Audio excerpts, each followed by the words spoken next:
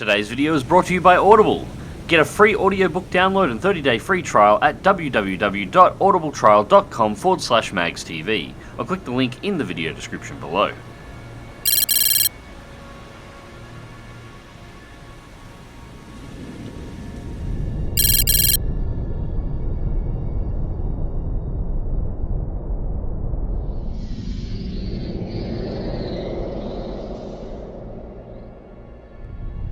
G'day ladies and gents, and welcome back to the cold waters of the Greenland Sea.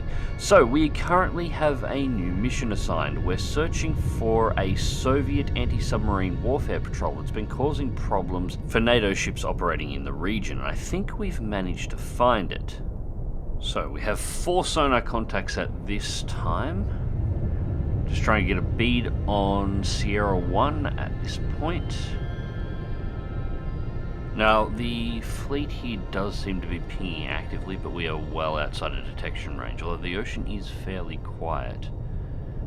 I'll have to check and see exactly how quiet for a moment, but I'm not getting a lot of garbage on the waterfall at this point. Nope. Don AS? That's a submarine tender. Well, that makes me less hopeful that I might have the right fleet here.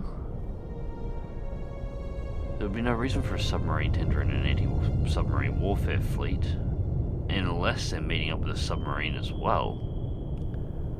Although in a way, this could be an early warning that there's something else here that I need to know about. Nope. Ooh, no, that looks promising. GRISHA 3. Don't have contact with Sierra 2, so we'll check Sierra 4, and Sierra 4 also looks like a GRISHA. Alright, so at this point I am pretty sure that this is not the fleet I'm looking for. These are guided missile frigates, and that is a submarine tender, and we have 1 contact unaccounted for. This is not the anti-submarine fleet that I was sent out here to find. That being said, it is a guided missile fleet. It does have a submarine tender in it and at least 1 more target that I haven't managed to identify. This is too juicy a fleet for me to leave. So, yeah, we're definitely going to have to take this out. I would like to know what... Oh, hang on. I'm making my wish after all. I was about to say, I would like to know what contact Sierra 2 actually is, and she's just reappeared between the Don and the GRISHA. So let's take a look. That submarine tender is making me think we will have a submarine floating around in here somewhere, but... Delta Charlie. It could be a Charlie. And of course we lose contact before we can designate it, and it won't let us designate it once the contact has been lost. But I am pretty confident that that is a Charlie. The Charlie is a nuclear-powered guided missile submarine. The 2 frigates that we've got here are both guided missile frigates, and we have a tender here that is here to resupply. It looks like what we've come across here is a guided missile task force that's in the process of resupplying before heading off to strike inland at NATO targets. The only thing that does concern me right now is that a task force like this you would expect to be under escort with dedicated anti-submarine shipping, and there doesn't appear to be any ships here that are dedicated to the role. Both the GRISHAs of course do carry anti-submarine weaponry, and the Charlie is capable of firing torpedoes, but there is nothing dedicated to the role. There's no escort in this task force, or at least none that I've detected yet. Alright, so we've turned just about enough, and I want tubes 1 and 2 on the left-hand side to shoot on these ships to the right. I'm going to try a bit of an interesting trick here. I've turned the Boston 90 degrees to the targets that I'm going to shoot on. I'm going to fire at it with the torpedoes from the far side of the ship. So, torpedo 1 away, and about there I reckon will be the go. Okay, torpedo 2 is in the water. Alright, you can see I activated the active sonars on both these torpedoes before firing them, and I fired from the opposite side of the boat, which pretty much guarantees a wire break. But what I'm trying to do is a trick using my submarine to shield against the launch transients. If I fire the torpedoes on the opposing side of the submarine, my submarine will act as a deflector for the sound of the firing of the torpedoes to begin with. So, should this actually work, none of these ships will actually be aware of the fact that they've been fired on until the active sonars on the torpedoes go live. And the reason why I'm leaving the active sonars on is because I have no wire control. These are just going to follow the waypoints and then go after whatever targets they detect. So I want to maximize the chances of them picking something up. The other thing I'm sort of hoping is that the active sonars on the torpedoes may detect the Charlie, which is apparently floating around somewhere between the Grisha and the Don, at least on last contact, and go after it. It'd be really nice if I could take that out. Now we are still far enough away from the targets here that they shouldn't be able to detect us, so let's bring this up to 2/3, get up to 10 knots, and change our position slightly from where we just launched those torps. We're only 84 decibels in the water, so it's fairly quiet, but we've got a bit of distance to the target, so we should be safe. Bottom's at 444 feet. Although I don't want to stay at 10 knots for too long, because they're going to be listening very, very closely in just a few seconds. These torpedoes are getting close to their waypoints.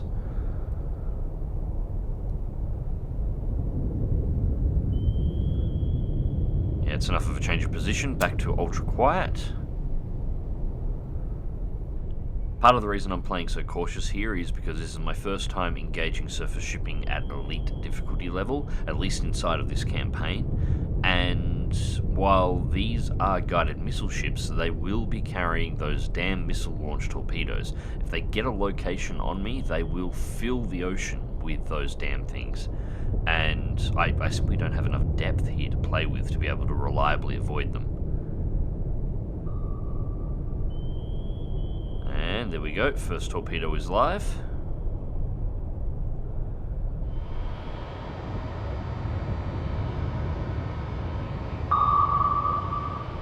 Doesn't appear to be tracking anything just yet. Second torpedo has gone live. And we've got 95 solutions, so they've heard the torpedoes and they've sped up. They're looking for me now.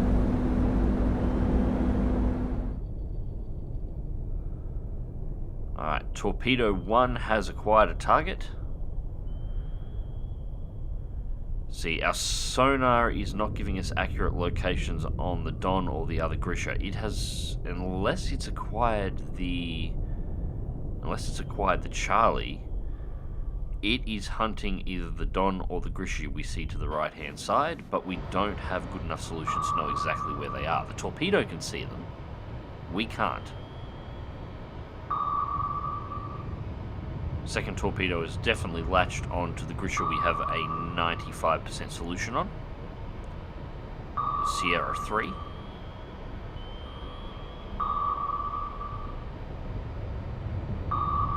And it has turned and is running hard. Just looking at the map here, I reckon torpedo 1 is tracking the Don. I reckon the Don is a lot closer than we thought. Yep, it was the Don. We got her.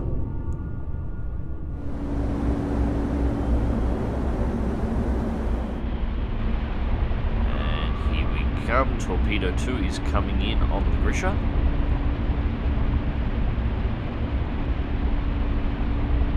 Where are you going? Get your ass back here, torpedo. It's turning back.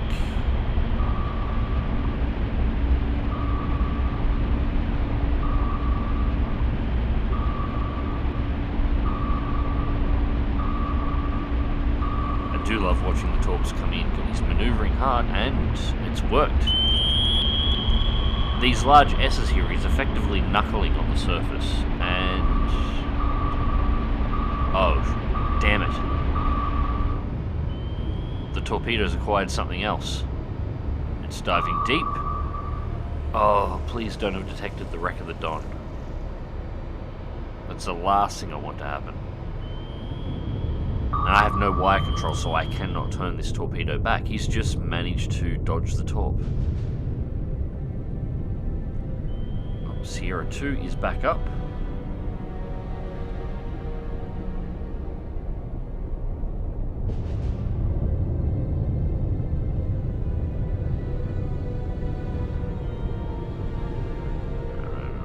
Class, we want to go the other way. Victors, nope, nope, nope.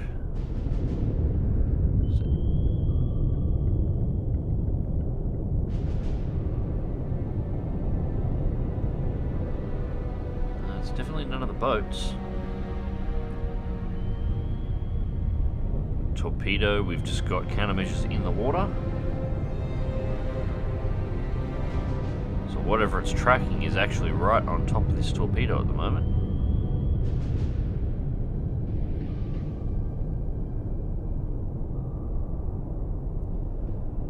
Torpedo's tracking back. Yeah, I reckon it is a Charlie. Another countermeasure in the water.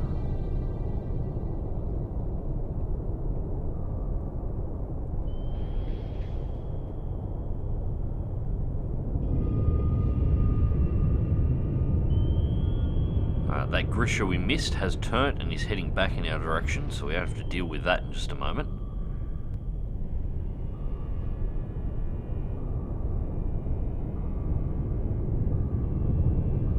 That torpedo... that torpedo is tracking Sierra 2. It's tracking... Oh, there it is, it just got the Charlie. It was the Charlie. Well, bad luck, Charlie. That torpedo wasn't even aimed at you, but somehow you managed to countermeasure for the GRISHA and sacrifice yourself in doing so. That was actually a really good demonstration of why having a high solution is important.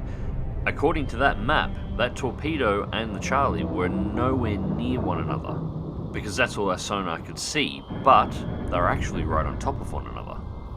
Actually, looking at this third-person camera, I'm not sure if I designated this right. This almost looks like a Victor 3. I'll need to check after this engagement, but I'm pretty sure the Charlies don't have the bulb on the tail fin for the towed sonar array. It looks like the conning tower is lent back too far as well, which is usually something that I don't think the Charlies have. I think that was actually a Victor 3 I just put down. Well, regardless, that's Submarine eliminated. Sonar Contact 2 has been removed. That leaves us with 2 GRISHAs. Torpedo away. Now, I'm only going to fire on the first GRISHA that's heading straight towards us at this point. I obviously want it sunk. It's the closest target. But I don't want to fire on the second GRISHA. One, because my solution is too low, but also because I'll have to have the torpedo actively seeking before the wrecks of the Don and Sierra 2. This means there's a pretty good chance that the torpedo could actually pick up on the wrecks and go for those, wasting the torp, and I don't really want to do that. I'd like to make sure every torp that I fire is a kill.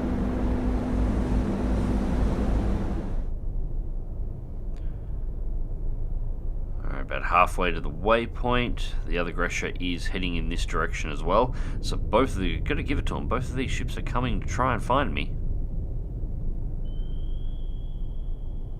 Active pings, what have we got?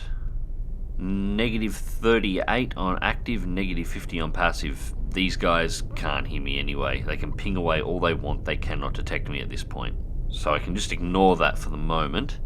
So while we're waiting for this torpedo to hit the waypoint, I have been getting asked a lot about mods recently, whether or not I'll try this mod or whether or not I'll try that mod. I do actually have a lineup of mods that I do want to try, but I want to play a little bit further through the campaign at this point before starting to install them on. Currently I do have the playable Soviet submarines mod, which is how I'm able to play with some of the Soviet subs.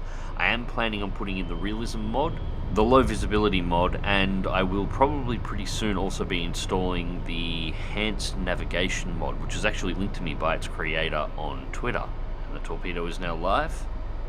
But yeah, I just want to play through a little bit more of the campaign before I start putting on the mods to increase the difficulty level further. Basically, I want to get used to elite difficulty level and then start using the mods to try and ramp it up to Oh, there we go. Torpedo has acquired. To make it as difficult as it possibly can be.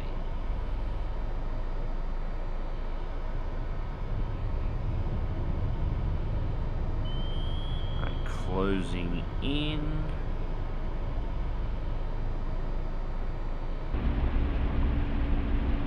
And once again, the Grisha 3 is turning hard. He's trying to set himself up for knuckles.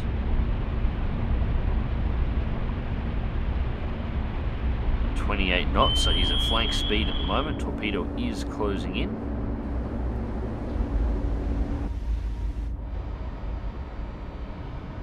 Alright, so we still have the wire on this one, so I'm going to manually take control of it as is necessary. And, oh, no you don't, turn back. Speaking of as is necessary, it just picked up something in the water. I assume it was one of the wrecks. So where's the target?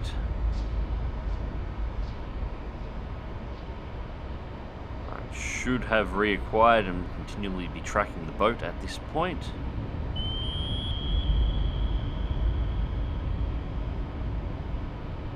Alright, nope, we're going to turn it back.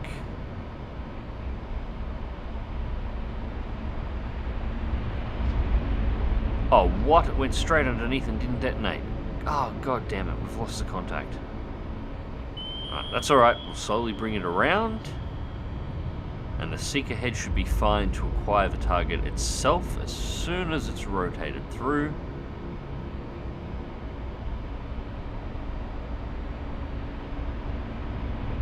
Oh, there's a countermeasure fire. Okay, according to this, the GRISHA is actually behind the torpedo, but I don't think it actually is.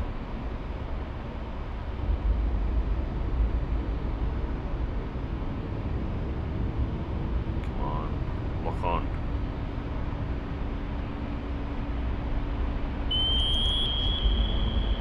It's not actually finding anything here. I don't think it's here at all. It's behind us. Alright, we turn it back again. The wire on this thing is awesome, it's not breaking. Reacquire, okay. Another countermeasure in the water. I'm going to manually guide past this one. We get a little bit higher and we're going to turn hard right once the torpedo is alongside and slam it into the hull, and that should be the end of this. Oh no, he's going to turn it in our direction, even better.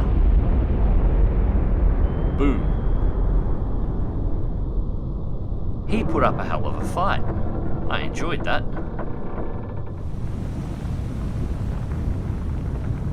Our solution to Sierra 4 Grisha 3 has just jumped to 80%. We now have a heading and it's actually much closer than I thought she was. Well inside of the location where Sierra 2 and Sierra 1 went down. It's nearly on the wreck of Sierra 3. So we're going to directly line up on the nose of this one because I want to make sure that the wire is kept intact. After seeing how that last Grisha 3 managed to dodge a torp, I want to make sure I have the ability to actually control it. So we'll make this one out of, yeah, tube 1 should be fine. Actually no, we'll go out of tube 3, it's more to our right hand side, or tube 4 rather. Torpedo away. 7.5 kiloyards to target. Target does not seem to be reacting to the launch as far as we can tell. He will, of course, as soon as the torpedo starts going live. There we go, it has acquired target. Looks like the Grisha is turning hard right in an attempt to avoid. I expect we'll see countermeasures in just a second. And crap, the wire broke, so I have no guidance control over this torpedo at all. That last torpedo, I was doing circles all over the place. Why didn't break? This one is fired almost directly out the front of the submarine, and it breaks with minimal turns. Oh, frustrating, but not the end of the world. The torpedo is still on target, turning back on the Grisha 3. It's gone evasive, the same as the last one did. I do like how these ships aren't just dicking around on the surface anymore. They're actually working really hard to try and avoid incoming torpedoes. Looks like another knuckle form there.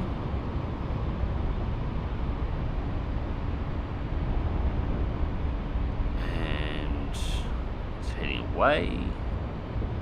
Oh, no, not again. And there's nothing else I haven't detected that it could run into.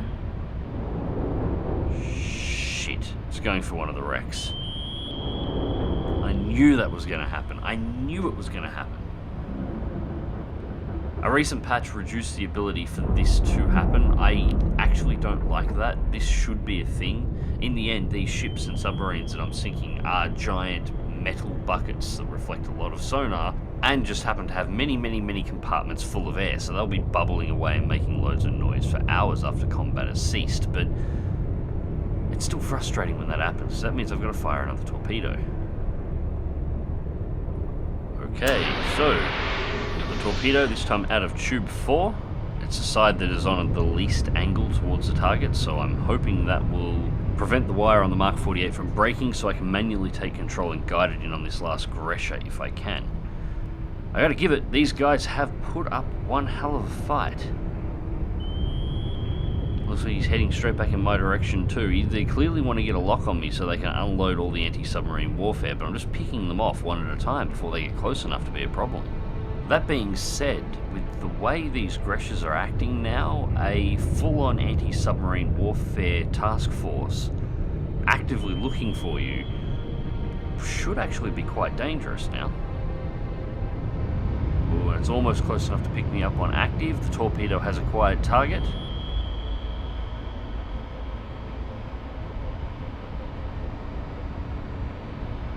And I don't think there's any dodging this one.